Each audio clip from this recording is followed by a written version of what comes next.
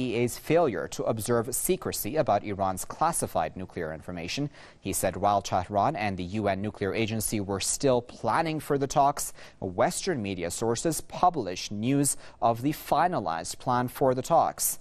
Iran's representative at the IAEA says this has once again raised the country's concern over, quote, spying at the UN body. He also urged IAEA officials to observe their commitments in protecting Iran's confidential information. Well, to discuss that a bit further, we're now joined via Skype from Boston by Mr. Daniel Patrick Welch, who is a political commentator. Mr. Welch, thanks very much for joining us here on Press TV. And certainly this does bode quite badly for the IAEA's commitments that when talks haven't yet begun, the finalized plan for those talks have been released by the Western media. Well, exactly. I think the Islamic Republic is quite right to be wary and to be concerned about the prospect of spying. If you listen to, former intelligence officers or even current ones off the record, or, you find out that this is fairly common for CIA and other intelligence agencies to infiltrate these international agencies.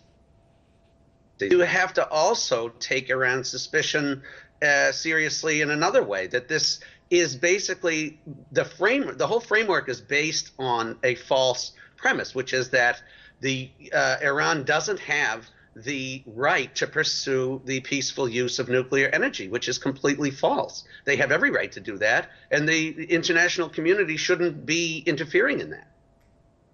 Indeed, and Mr. Welch, this has real-world consequences, does it not? Because we saw those Iranian scientists killed not too long ago here in Iran, and secondly, we've also, of course, had those cyber attacks on nuclear facilities in Iran, all which is very dangerous. Yeah, the danger.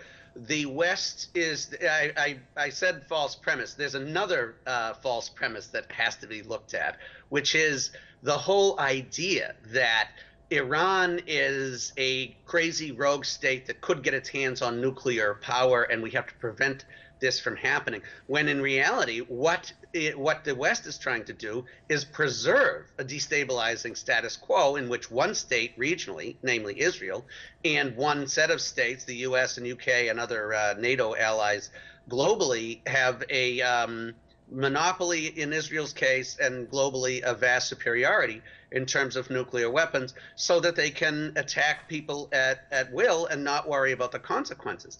And in that broader context, Iran is very right to be nervous about that as well. Indeed, and finally, I would imagine many Iranians would argue then that why even get into these sorts of negotiations with such institutions when they're not going to respect the sovereignty of the country? It's a very good question, and I think that these things are starting to work themselves out in another way. It comes down to a very basic point, which is the West is still angry that the Iranian people overthrew the Shah. It sounds simplistic, but that is the basic geopolitical question.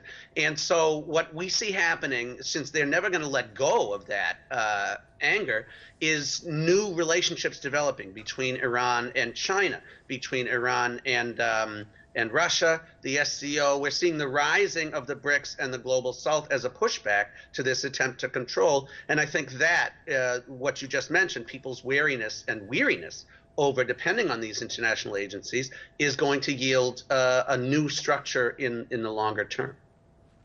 Okay, on that note, we'll leave it there for now, but of course we do appreciate your insight. As always, that was Mr. Daniel Patrick Welch, who was speaking to us live from Boston. Well, the Israeli army has escalated its arrest campaign in the West Bank. According to Palestinian sources, the number of Palestinian prisoners in Israeli jails has reached